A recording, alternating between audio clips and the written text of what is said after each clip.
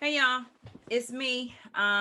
Like I had shared with you before, I'm coming to you, to really go into this book study about the 48 laws of power. Today we're going to look at the preface as well as chapter one, and we're just going to have some natural dialogue. And really, what I want to do is I want to start off at the goal level because everything should have a goal. Anytime you're doing anything, people should understand like what you're trying to accomplish. And I just want to say off the bat, I don't need anything from anybody. I'm not doing it for money. I'm not doing it for fame. I'm really just trying to share my gift of leadership and help people who are like me or who are entering the field of work to really understand how leaders think and how they lead, right? So I have two goals. The first one really has to do with empowering and elevating the BIPOC agenda. BIPOC means Black and Indigenous people of color. So if you are a person of color, my goal is to help empower you, right? So that you can really become more conscious about what's happening in the world of work and how business savvy leaders think. And then the other thing is to really get you to promote some forward thinking leadership. Now, I'm 46 years old. It doesn't really matter how old you are. If you're still working, you really should be doing everything that you can to really improve yourself, like both personally and professionally. So what I'm doing is of service. This is like a service project for me. I have plenty of work, right, that I'm involved in, and this is just my way of giving back to others. So I hope that it helps you like it's helping me, because when I read, it really helps me become a better person as well as a better leader. And then the second thing that I'm having this book study project, this service learning project, is really to explore systemic leadership practices that have really historically for hundreds of years oppress people of color, right? And the way that they oppress people of color is no longer overt, right? But sometimes it is nowadays. Like, it's a bunch of stuff happening now, and it's just like, whoa, right? People are like overtly racist or overtly creating laws or policies that are meant to disenfranchise. But really, I'm really trying to explore some of these systemic barriers. So that really happen both consciously by others and unconsciously. And the way that I'm saying unconsciously is because sometimes the way you were raised or the way that you were taught or learned in school, those things carry down from generation to generation. So my goal is really to disrupt the ones that are unhealthy so that you can start making better choices, and I can start making better choices for future generations. So in other words, this is legacy work. Okay, this is legacy work, and I hope that this legacy work is going to count, and it's going to matter, and it's going to impact your life and change conditions for future generations. So that's the only skin that I have in the game. Okay, all right. The other thing is, let's start out with the preface. I think it's very important because it has a lot of important nuggets that the author is thinking about when he or she writes whatever text that you're reading at the time. So I like to take time to kind of read it to understand, to kind of get to know the author a little bit more intimately. And what this author Robert Greene is saying is that power is based on patience, right? It's saying that, back in the day, you had to play the part, meaning you had to be a part of the masquerade ball. And I know there's a lot of people that say, oh, I'm not into being two-faced and I'm one way. That's a lie. If you are a leader, trust me, you got two faces. It doesn't matter if you're a leader of a family, a leader in an organization. If you hold a leadership position anywhere, even in your household, you have to put on two masks. Why? Because there's a time and a place for everything. And based on the circumstance, you have to wear the mask for that. Even if you feel like crap, you still gonna have to put that happy mask on sometimes. Or if you are feeling happy, and then people are generally in their like hate mode, you can't be too happy, right, around those folks. Why? Because your behavior impacts others, and likewise the same way. So I do agree that you do have to learn and have the ability to play appearance, right? So I'm an educator, and there are many times that I have gone to work where I did not feel like it.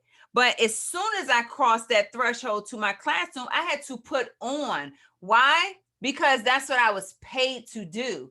And when you're going to work, it's not based on how you feel.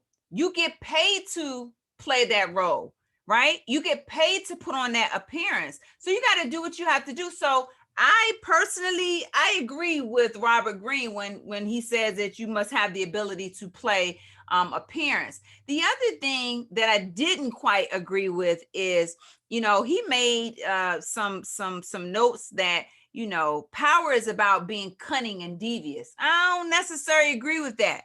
Now, I do believe that in the work of power, that there are going to be some cutthroat, scenarios.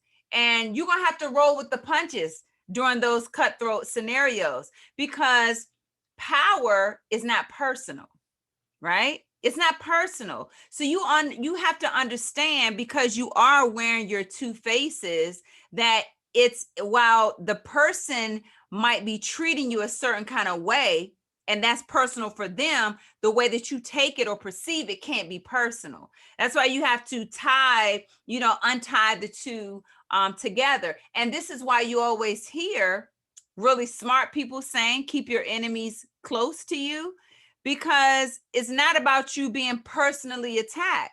What you want to do is you want to keep those people close so you can understand what their motives are. All right. So that's a part of leadership. So I do agree with that. The other thing that I thought that was like great, because we always hear like, leaders should be adaptive. They need to do this. Yeah, leaders have to be adaptive.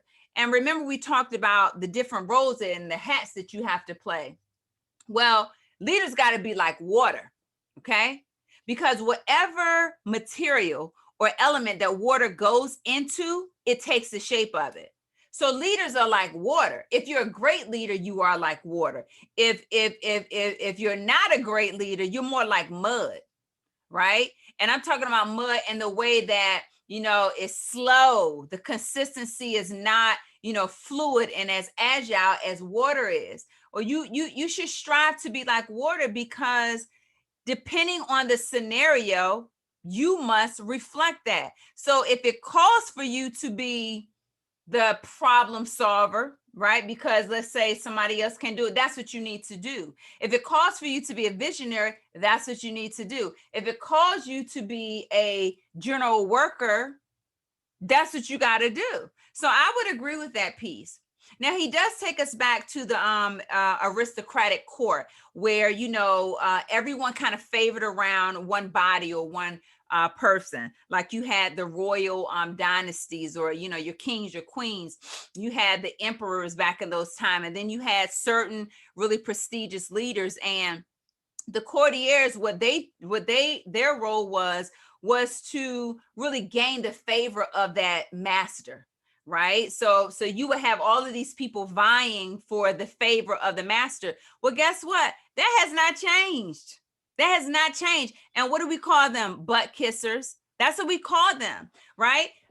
Because essentially the butt kissers, what they do is they go over and beyond for attention, right? Let me tell you something. Great leaders, they look at butt kissers, right? With the side eye. I could tell you that right now. Anytime that someone is going over, like extremely over, to kind of win the favor of a person, it's like too obvious. And what it does is it really puts that particular person on edge, because it's like, what does this person want from me? That's what you're constantly thinking, like, why is this person always telling me I'm so intelligent? Or why is this person always asking me, can they help me? Like, that's what they naturally think. Why? Because, just like back in, the historical days, you have those group of persons that's always trying to take over, right? And not take over in the sense of you being, threatened by their competence, but always focus on taking power from you, as the source so that they can, kind of retain that power. Like the thing is, you don't have to do that. If balanced leaders understand that they're going to be really, really smart, intelligent people that probably know more than them. But the goal of that balanced leader is to elevate that person into even higher positions. See, I've never been afraid to have someone around me that knew more. In fact, that's who I seek out. But a lot of times in business, you don't have that. Some leaders, middle managers, supervisors, they are very, very, very threatened by people like that. So you have to be very careful about, kissing up. Like the way that you do it, how you do it, your approach, you might need to, kind of take a step back and really deeply dive into this 48 powers as we continue to learn and grow. I really like when Robert Greene said that you must be democratic, but I do not agree about saying that you must be devious. I don't agree with that crap. Like, why do you have to be devious? You can just be diplomatic, meaning I'm not going to shoot you in your head, right? With you looking down at the barrel, but I'm gonna go ahead and cover your eyes up, and then I'm gonna do it. All right. So democratic, diplomatic about it, but not just taking a Uzi and freaking going off on a person. No, that's violence is never the balance or anger is never going to solve the issue. You must be methodical. You must take a step back. And that's what this is saying. It's talking about being witty and being able to outwit another person. So now it's got me, saying now I need to learn how to play chess. Okay, it's about outwitting people, and I don't even know how to play chess, but I do know how to play checkers. So I'm sure that I can learn that pretty easy. But let me go and get back on point. So then, it's talking about, violence is never the answer or anger, right? That courtiers worked in silence to outdo one another. They did it with a smile, right? And I could tell you something, this has been something that I had to constantly work on. You can't imagine being a leader knowing that the person who is smiling in your face is really shooting daggers at your head. Like, that has taken me a long time to master, but I've masterfully done it very well. So while a person is smiling in my face, in the back of my head, I'm like, I know who you are, right? And so you must know that, in order for you to gain power, you must understand who your enemies are and those who like truly, truly care about you. And that's a few. I can tell you that right now. Probably less than 5 fingers on your hand. All right, this in the professional world, the majority are just trying to get you out of the way because they want power. All right, so it's about you being elegant, yes, seductive, but deadly. All right, think of the movies, right? When somebody is trying to kill someone from I'm not like a movie head, but I can't remember what the name of it is. I don't know. But anyway, if I'm going to try and attack you, I'm going to do it in a seductive manner where I get you to kind of trust me and believe in me. And then I'm gonna stab you in the back. Okay. That's how I'm doing it. Okay. I'm not going, razor blade. I'm just going gung ho. Nah, I'm going to be nice. I'm going to smile, and then I'm going for the kill. All right. Okay. You might have a different way. The other thing is Napoleon, I put a quote from Napoleon. He said, place your iron hand inside of a velvet glove. You cannot let everybody know what you are doing and thinking and saying. Like, this kills me about people. You have all of these water coolers at work, and what tends to happen is you tell everybody your business. When you are upset, you tell everybody about it. They know your next move. Oh, I'm filling out application. I'm leaving. Why? Be quiet, right? Or if you're trying to destroy a person, at least don't broadcast it. Because although you're confiding in one person, then that one person is going to confide in another person, and so on. It's going to have a ripple effect. And guess what? It's going to get back to the leader. Why? Because people are seductive and they make you think that they're listening and they're your friend and they care about you. But guess what they're doing? They're courtier. They're going to take that information right back to your leader. So those that always thought that they were trying to, outsmart me, I always knew who they were. Why? Because I always connected with the people who you didn't think. All of the people that had the ears and the eyes, those are what your leaders are who they're going to connect with. Why? Because they're going to bring that information right back for those that you don't even think that are listening. So the thing is, if you don't have anything positive to say, don't say it. Or don't gossip at your place of business, or don't gossip within your field. Now, when I was younger, like when I was maybe like 30, like really like understanding the world of business, I've made some mistakes where, I have, shared some, grievances with just my associates. They weren't even friends. Like, I don't even know what I was thinking about. Like, I'm just sharing it all out, and they, really upset me. I don't know why I was doing that, because guess what? I really believe that those people took that information back, and then that was very unfavorable for me in the long run. And really, it was just me kind of moving out of emotions, which was stupid. All right. So we'll talk about that a little bit more. The other thing is, the other quote that I put out, it says, being perfectly honest will inevitably hurt you and insult a great many people, some of which they're going to come back and try to hurt you.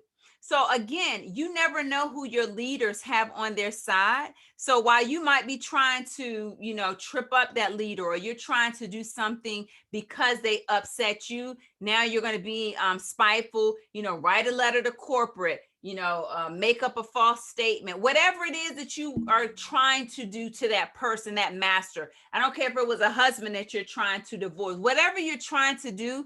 The point is, sometimes you have to hold back on being honest, right? And I'm not promoting you to lie, but what I'm saying is brutal honesty is not necessary all of the time, right? So, a big part of my job comes in coaching, and I coach other leaders. And sometimes when I am developing their leadership, like, I can go over something, we practice it, and then it's time for, that person to produce. It would be detrimental for me to tell a person, like, you totally sucked. Like, no, like, for real, like, we just went over this and we practiced it and you still suck. So maybe you need to get out of the field. That's brutal honesty. Like, who needs that? So again, you carrying this mentality, like, I'm speaking the truth, I have to be, not settle all of that down, because it doesn't work. Okay. Being brutally honest is not necessary all of the time. There's always a way that you can say things, but straightforwardness is not always the best approach. So you should learn that. Learn how to say, well, it wasn't your best, but I can see that you have improved, and identify where that improvement has been, instead of just telling a person that they just straight up sucked. Okay. And then the other thing is, honesty also is a power strategy, right? Some of the greatest leaders use honesty as a persuasive strategy, right? That's how they get you on their side. Okay. So sometimes it is perceived as being honest, but for real, it's a stretch. It's an exaggerated stretch of the truth, right? So I'm just saying, like, flattery, right? While it may be true that your leader is very intelligent, to tell that leader, oh my God, you're like the most intelligent person or supervisor I've ever worked for, that's stretching it, right? So again, don't exaggerate. Like, keep it simple, all right, like a touch point, and move on, all right, because I guarantee you the leader, they don't want to hear that. The other thing is, they spoke about something called naivete. Okay. Now, I had to practice the word, and so I put how it sounded. All right, naivete. It can be deadly, and let me tell you. Remember, I just talked about how some leaders use honesty as a power strategy. Well, acting naive is also a power strategy.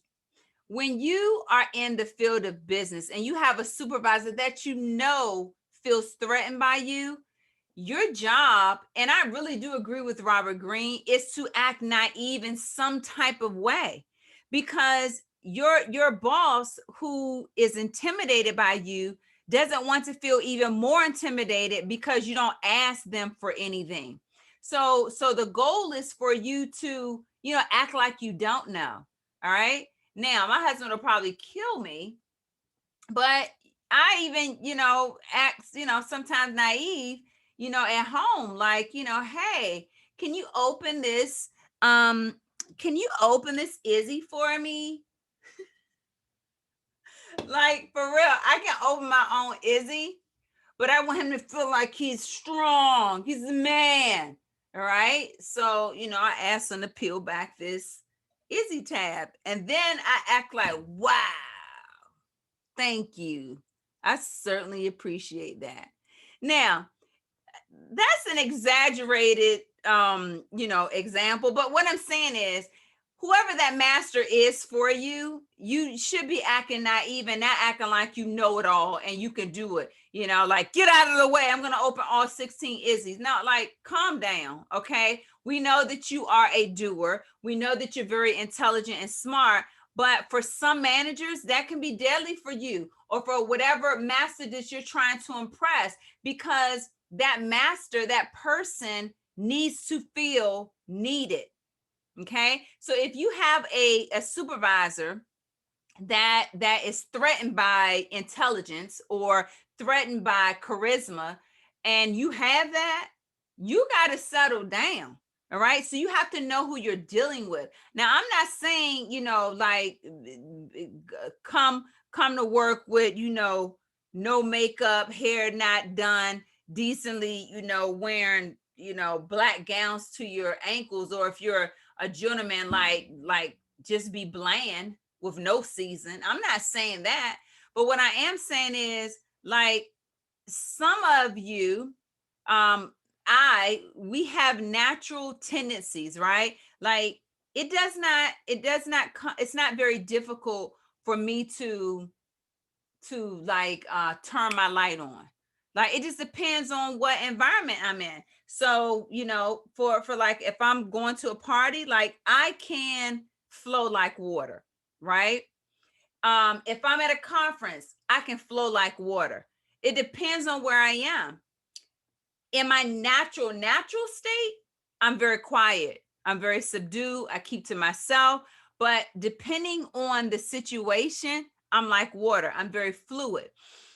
That's going to have to be the same thing for you. Sometimes you're going to have to be like water and understand. Remember what we talked about, like, personal is separate from professional things.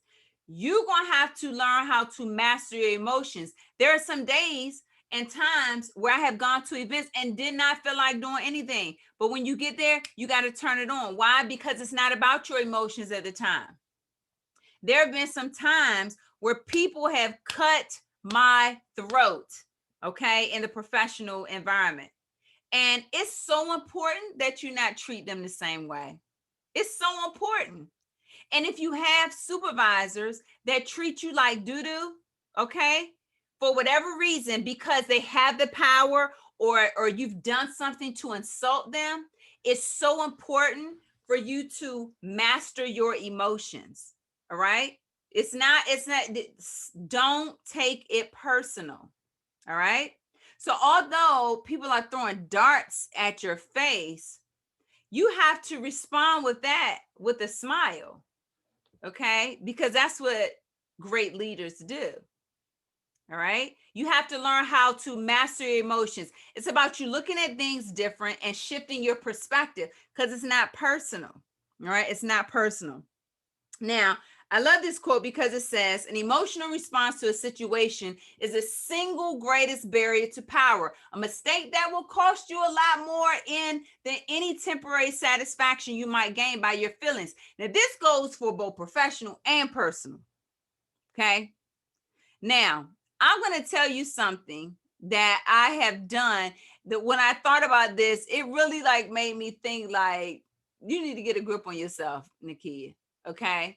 Because for me, all right, so Facebook, I don't have a lot of Facebook friends.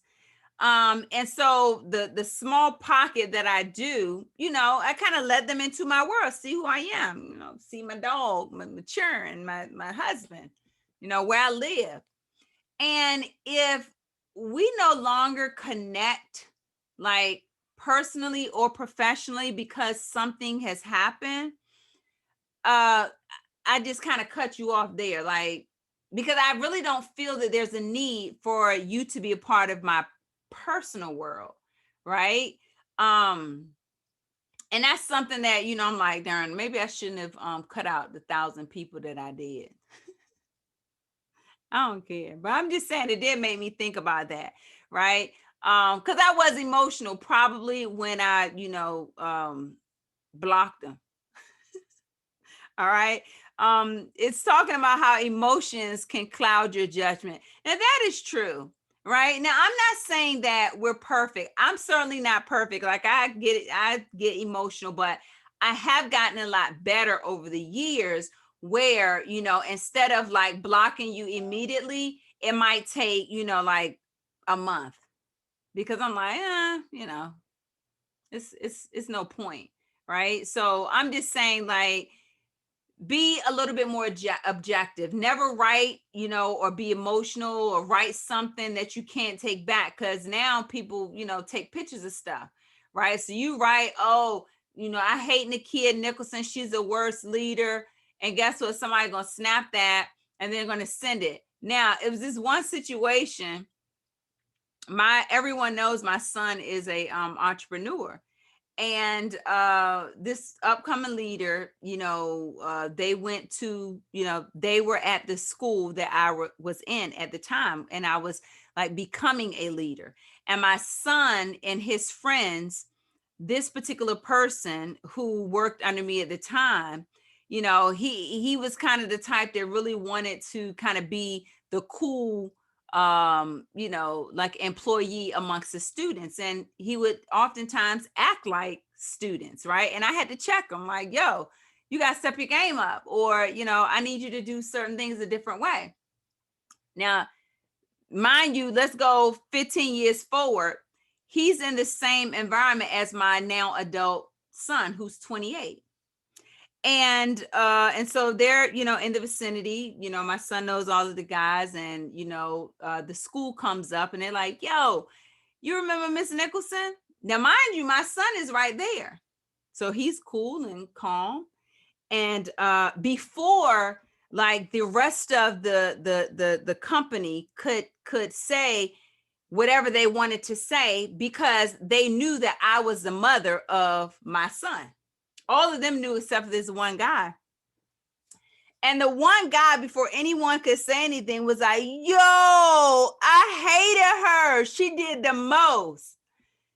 So guess what? Everybody looked at him like, yo, that's his mom, right? And we actually love her, right? So imagine how small that person felt. And needless to say, he was so embarrassed and so apologetic to my son. And my son was like, yo, I mean, if that's how you feel, that's how you feel. But, and then of course I get a, communication. I'm so sorry. It is what it is. You cannot take it personal. All right. So that's my point. Keep it moving. All right.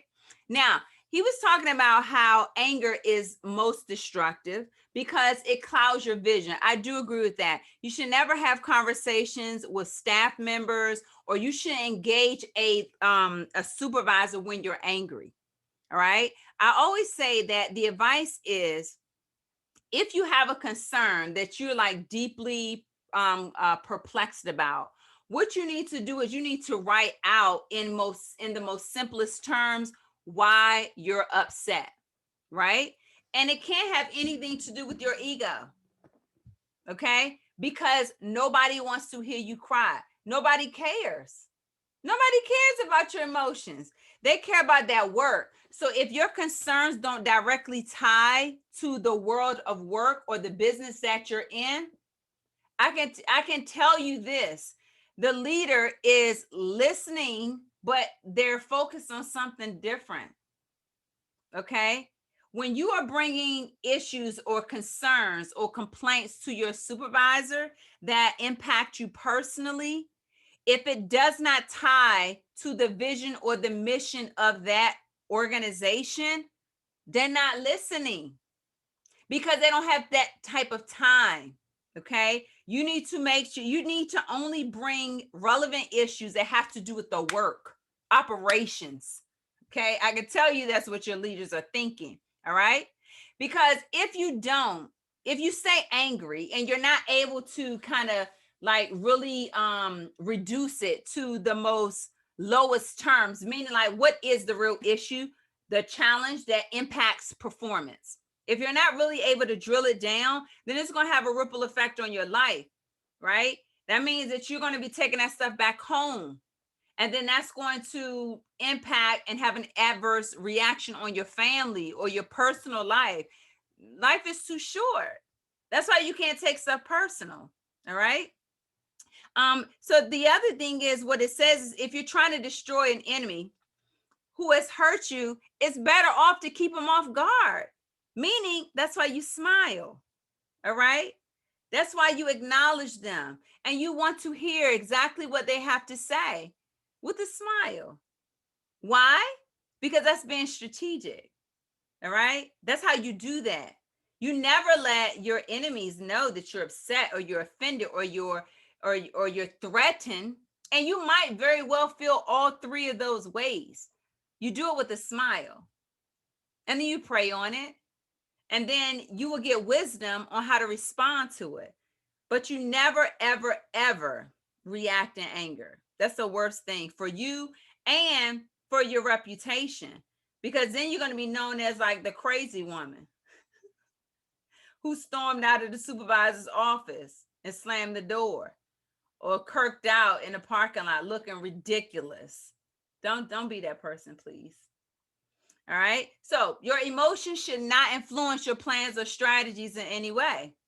If you really want your supervisor's job because they embarrassed you or because they checked you in front of others, that should not shift your plan. That should not shift your plan, because guess what? It's going to happen even when you get to the next level. It's just going to be done by someone else. So you should get used to getting feedback in ways in which it's given, not the way that you like it to be given to you. That kills me, right? I don't like the way that they said it. So first of all, leaders, all they do is problem solve. That's all they do. They problem solve. And so sometimes they don't even have the time to think of it in a way that is going to, be nice or with the chaser. Sometimes they just got to say it. And the thing is, because you don't take it personal, you know that it's not really meant to hurt you. You just take the information, you reduce it to its lowest terms, meaning what is he or she asking of me? And then you just get that done. Instead of saying, I don't really like the way that they said it. That's personal. You emotional. Nobody's going to do that. Your family members don't even, do that half of the time. So why are you expecting someone that signs off on, or approves your payroll or your time to get paid? Like, no. Why? Sometimes it's not even worth it. So take the emotions out, okay? They spoke about something called no days on alert. And I know all of you have heard no days off, no days off. And then I know you've always heard, if you stay ready, you ain't got to get ready. I know you've heard that. Well, they spoke about that piece, right? And then they talked about, like, when you're a leader, okay, a leader of power, you're constantly in ready mode, meaning you're calculating the positives, but at the same time, you're also, kind of methodically thinking about your B plan if it doesn't, go off correctly as planned. All right. And some of the leaders that have that one track thinking, if it's not by the plan or by the book, then it's all jacked up. No, great leaders are fluid. Remember, like water, whatever the circumstance, they adjust to that. All right. And so it talks about that backward eye glancing, meaning that you're constantly in this mode where you're reflecting. You're reflecting about your leadership. Did I handle that correctly? When that person came to me, how did I respond? Was my face jacked up? Or what could I have done differently? You're constantly going through this refresh of your actions for whatever situation that you are trying to gain the favor of. You're constantly in that mode. All right. So make sure that you do that. And then the last thing that I put here is don't repeat mistakes. You should be learning from the mishaps of others. You should be studying others. If you want to be like someone, you should be studying that person. It doesn't matter if they are a superstar, a goober superstar, or just a regular old Joe. If you like them, if you admire them, then you should be studying them, right? So any type of, workplace that I go in, the people who make decisions, I'm constantly studying them. Why? Not because I need to kiss their butt. No, because I want to be an asset. I don't want to be an ass. I just want to be an asset. Meaning I want to understand what the need is of that particular person in the most like essential way. Because a lot of us have this mindset that I've been here for all of these years and I should have no, what? You could be somewhere for 20 years. If you stop doing your job, I don't need you. You have to keep yourself relevant. Like, and the relevant means not just working, but you also have to study. You have to improve your own practice, right? So if technology is changing, you need to learn the new technology. If the way that we're communicating is different, you need to learn how to like scale that. If the way that we are educating ourselves shifts or practices in your workplace is shifting, you need to be looking ahead, not just happy because you've been there. You have to stay relevant with your skills, right? Nobody cares just because you near retirement in 4 years. Well, in that 4 years, you need to produce. Okay, you have to produce, not making the mistakes of so many others by like just like lacking off. Like, no, that doesn't help, right? And it doesn't get you to the level where you can become that leader to influence whatever organization or persons more greatly. It's up to you. It's about you learning. Okay, it's about you learning and improving. Then they talked about, Robert talked about, what's love and care got to do with it. Now, this is the thing. I probably will say it wrong because it's like, it's this like saying.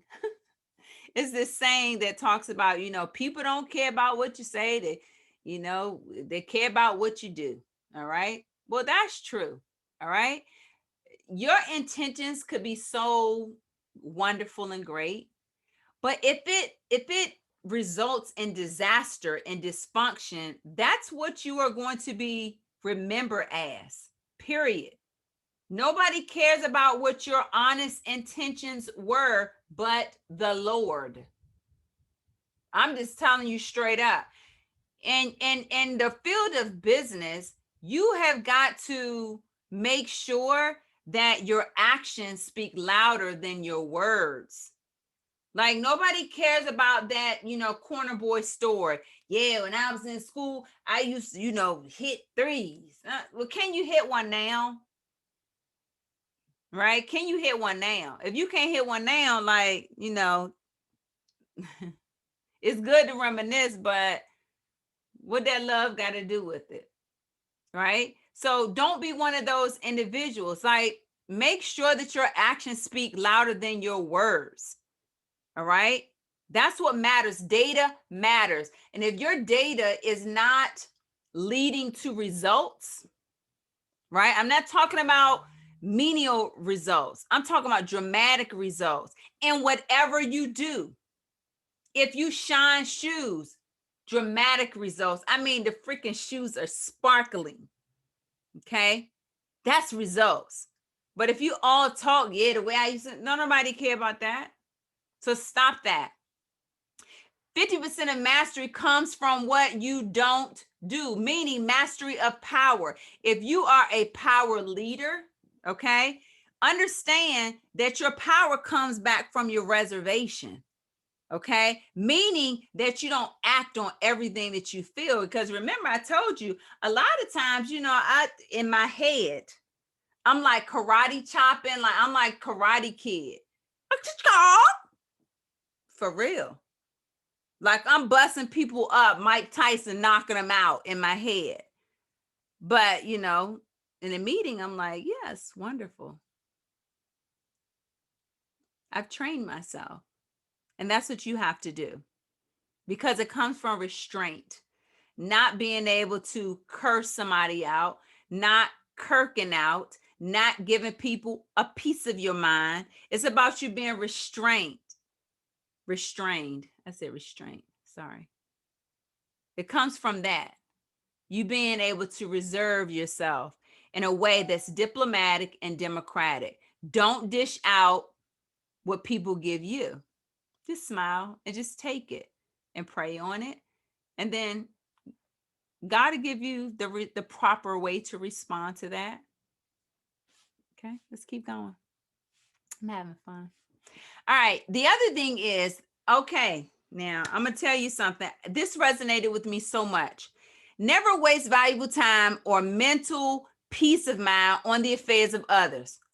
Lord, leaders do not absolve other people's problems.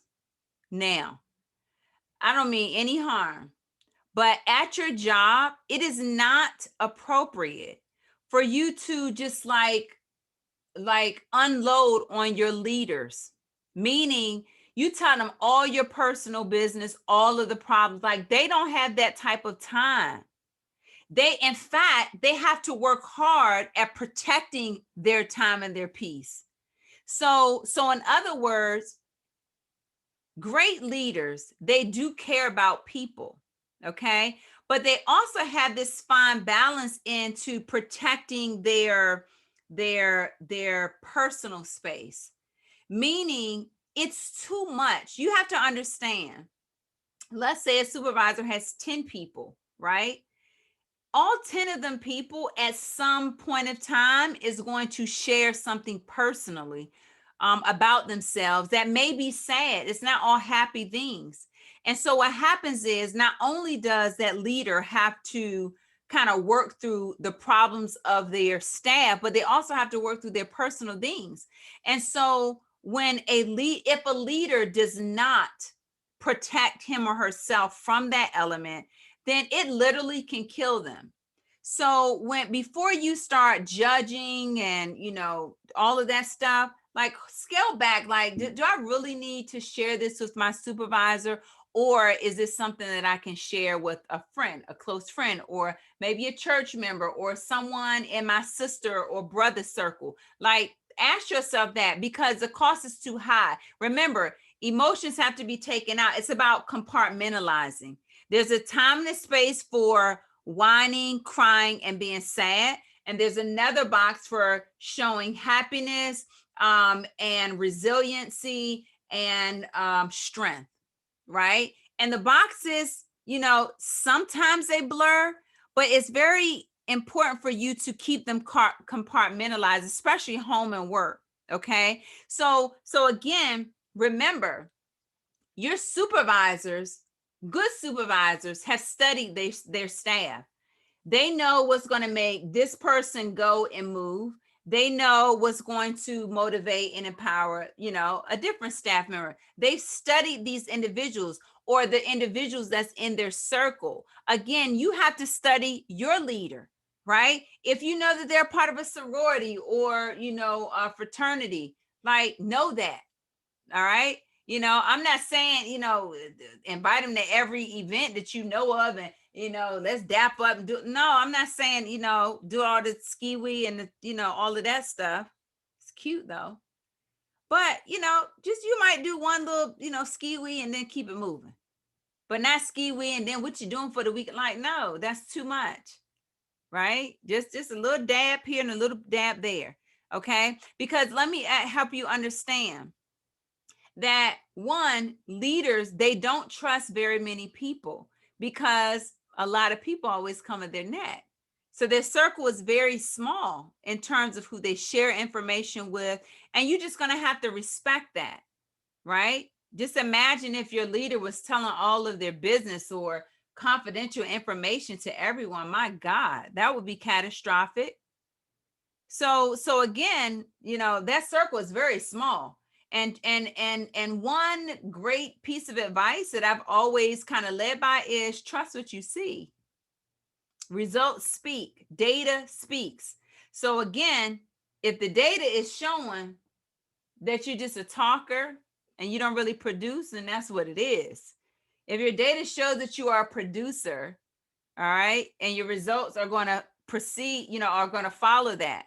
If it shows that you're just a consumer, meaning that all you do is consume, you don't really give back, you're only concerned about yourself, it is what it is.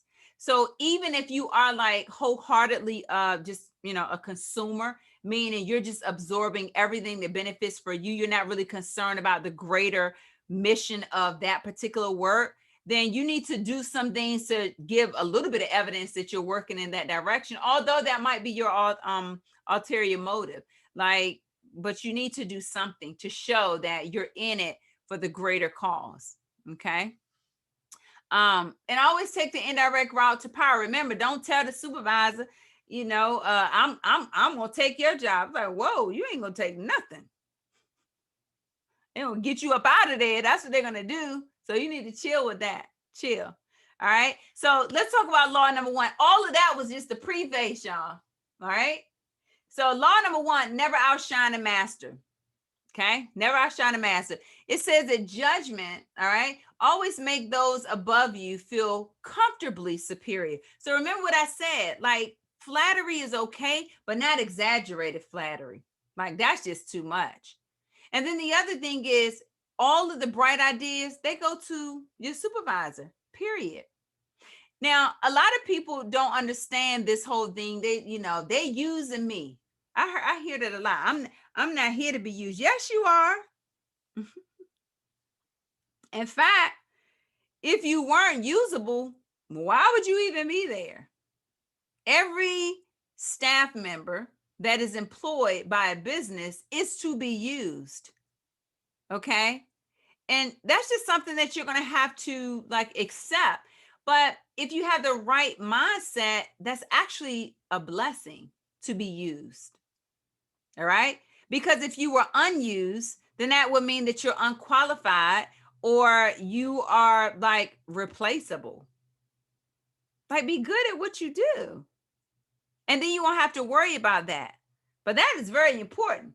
All right. Every great idea, it belongs to your supervisor, period. Or you need to give the appearance and give them credit because essentially they're on top because they probably, now I didn't say all of the time, they probably work hard to get there in most cases or in many cases.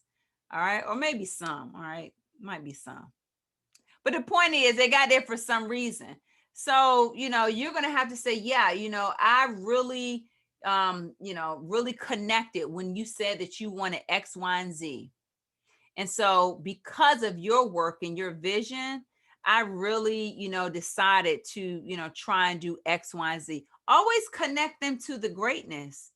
But if you go in there and say, yeah, I thought that, we really needed to improve this process here. And so I went ahead and did it. Like, no, that puts people on the defense mode. No, attribute their brilliance to whatever idea that you are trying to share. Guarantee it's going to like make you shine. Okay. The other thing is they talked about this guy named Nicholas Fouquet. All right. And Nicholas was a finance manager of Louis the 14th.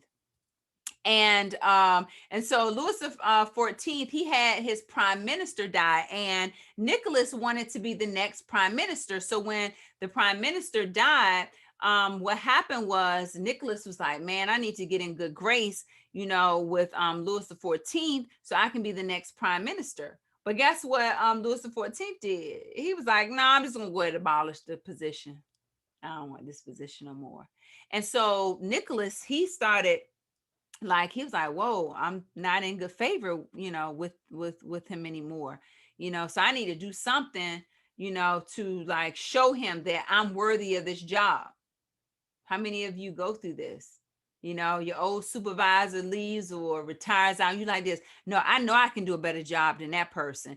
And not even recognizing that, they close like this. They probably go out supervising and whoever left or retired like this, and they know each other families and all of that. And here you are trying to just squeeze and get your way back into that position. And supervisor's like, no, I'm just going to abolish the position. Or I'm going to change the actual, job description of it.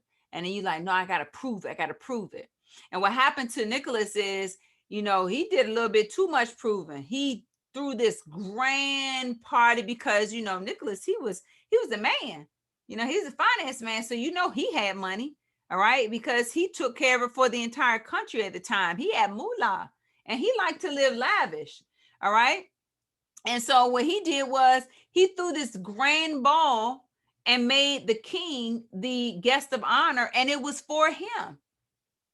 He did a tribute to the king.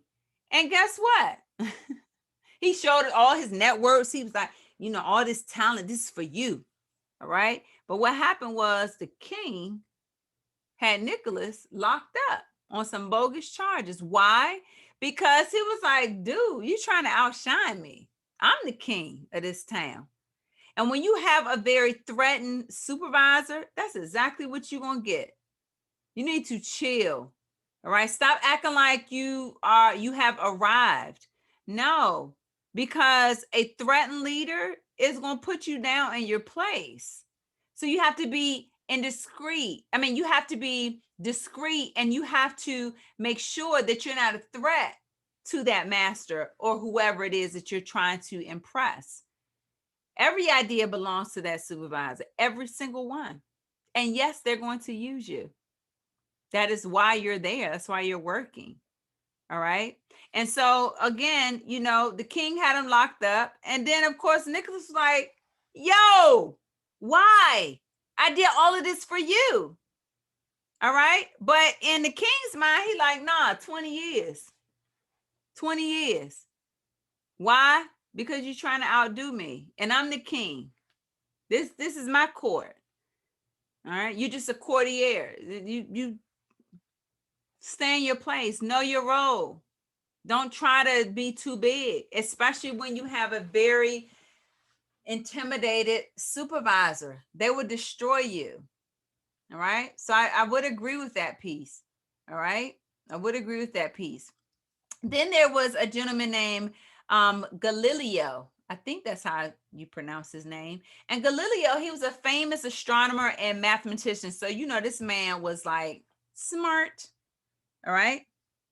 And it's important that this made me remember that it's important for you to be both, to have both soft skills as well as hard skills. So hard skills is your, the technical skills, like what's your field, accounting, education, you know, security, whatever that the hard skills are. Okay, that's what it is. Soft skills are you being able to talk to people and seduce them to get them to do what you need them to do. Your ability to connect with people. Those are soft skills. See, you can't just have one or the other. You can't have all soft skills and then you'll have no hard skills. You don't even know what to do. And then you can't know what to do and then not know how to connect and inspire or get people on your side. You have to have both. And wherever your deficits are, you need to work on them. Get some books, look at some YouTube videos, learn from others. Remember, learn from people's mistakes. You don't have to make the same things. But Galileo, I think that's the right way. So the way that he was able to, you know, continue his research and studies is he relied on rich donors. All right. And so what they did was he would, you know, based off of what he would invent at the time, he would then give it to the rich donors, and then the rich donors would in turn pay him back in gifts. But Galileo, he was like, nah, dude, I need cash. I need to live. I need to have a way of life. And so what he did was, you know, politically, he situated himself politically. And this is very important, right? So whoever's the incoming or whoever makes the decisions, that's who you want to gain favor with, not your middle managers. Okay, that those are not the people. They don't make the decisions. It's the leads. So you got to listen to their vision. You should be looking at videos on YouTube. What are they talking about? What's important to them? That's a part of you studying. Okay, but anyway, let's go back. So Galileo, what he did, the Medici's dynasty was growing at the time, like they were about to like take over. And so his next invention, he like pretty much, although he already had the invention that he created, he just associated their dynasty with the invention. And so what do you think the Medicis did? They're like, oh snap, not only did you put us on, now, every time a person uses this invention, they're going to think of the Medici's dynasty forever, legacy. And so what they do, they paid him and they gave him a job. Problem solved. All right. Some of you need to focus on who is it that you need to be like working, like, you know, in terms of trying to get that favor. Who is that person? Are you even focused on the right people?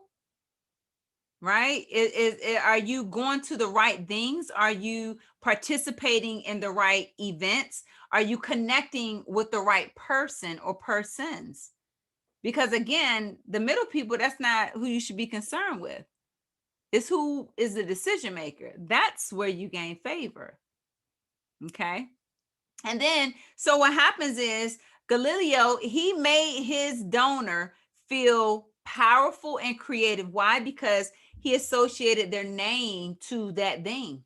And that's what people want, recognition. Your leaders, your masters, they want recognition. That's why you should never try to outshine them, because they want the recognition, especially if they're trumped on power. You see? So whoever your supervisor, give them their power. Yeah, it was definitely because of your vision and mission that even made me think of this. Yes. Stop trying to be the know-it-all. Everything doesn't have to, you know, be glazed over by just because you thought of it. Yes, you think of it. And you know what? Guess what? You get the recognition from God, not the person that's in front of you. Stop trying so hard. So even if you don't get the recognition by your supervisors, deep down, they know who did it. That's all you need. That's all of the recognition that you need. You shouldn't have to have somebody, you know, high-fiving you. Great job, Nakia. No, just know you did a great job and be okay with that. That's why you get paid. That's why you're there. That's why they need you. That's why you're being used to produce. Your name doesn't have to be in, you know, shining lights. Scale back. You got the wrong focus. Okay. So then Some of the lessons is that you make your master shine, whoever that supervisor is. Yes, it is your job to make them shine. Stop being power hungry. And then because some of them are very insecure and threatened by that. That's why I say that. Like, it's not even worth it, especially if you love the organization, you love the mission and the vision. Like, stop, just stop it. Because your confidence truly can be a threat to, that particular supervisors. Like, don't flaunt your talents and gifts. All right. Now, sometimes you do it without even trying, right? Um, Sometimes we have a gone with the wind type of air about us. And it's not because we're trying, it's just like the wind just blow on us like that. Okay. So you have to know when to tell the wind to cease, because everybody can't handle that, especially an intimidated or threatened leader. So understand that. Although you're not trying, sometimes you got to check yourself. Sometimes. Okay. And then they talked about Prince Manfredi. Okay. Now, this prince had his country overthrown by this gentleman called Borgia. I think I'm saying that name right too. So he sees this country called Faenza. All right. But Borgia, he didn't kill anybody, because usually, when they do mass takeovers, they go in, they seize, they loot, they kill people, to threaten them and get them all scared and, for the big takeover. But Borgia, he didn't do that. He allowed the town to stay intact. He allowed the royal court to remain, without disturbing any of them. So you had this prince, and he was called Prince Manfredi, and everyone loved him, right? Although they knew that Prince Manfredi wasn't in charge, because Borgia, he took over, he seized it with all of his, violence, but they still love Prince Manfredi. And so what happened is Borgia, he got really pissed off, because he's like, why everybody love him? He don't have no power, but everybody loves him. And what Borgia did was he had him thrown in jail and murdered. Had him thrown in jail and murdered. Why? Because all the people loved him. Now just think of a time when you're at a work environment or you're in a family, event, and everybody just loves that person because they're so nice and talented and just loving, like just a lovely person.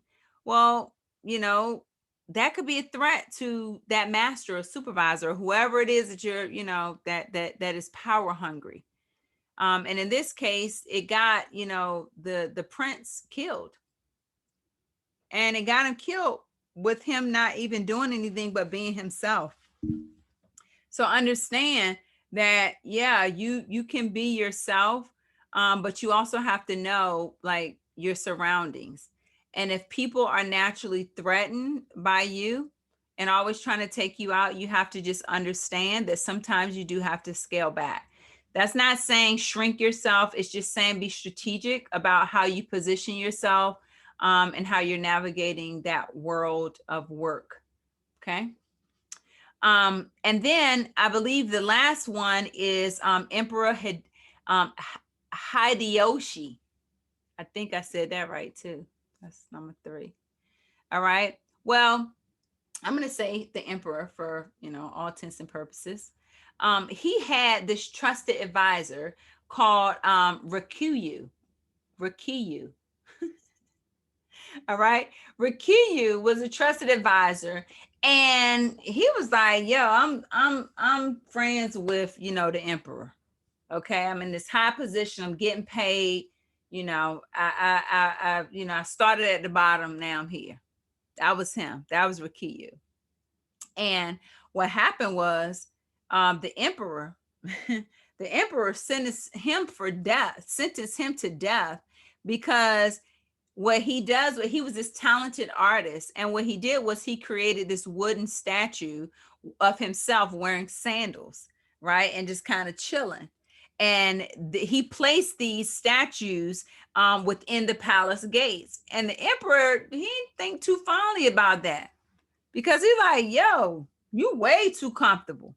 So this is for those of you who have favor of your supervisors, your masters.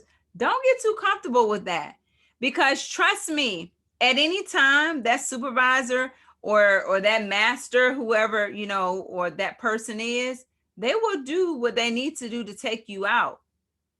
So don't think just because they're being nice, or because they you know, took you to a few places and allow you to travel and gave you bonuses, that they won't cut that short quick.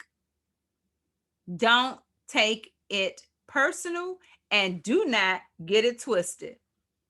There are some leaders out there that are cutthroat. They will take you out to dinner one night and the next night fire your tail. And it's not personal. It's not personal. It's never, it's all business. So understand, don't let favors get to your head. That's important. Stay grounded. Keep doing what you need to do the same way that you gain the favor of your supervisor. Keep doing that same thing. Don't scale back. Don't think you're too big, like you don't have to do certain things. Still grind the same way.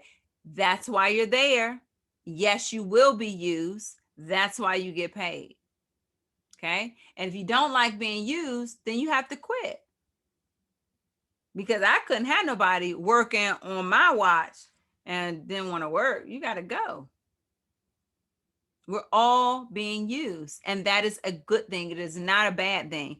If you are not usable, then you're not living up to any potential at that point. Okay.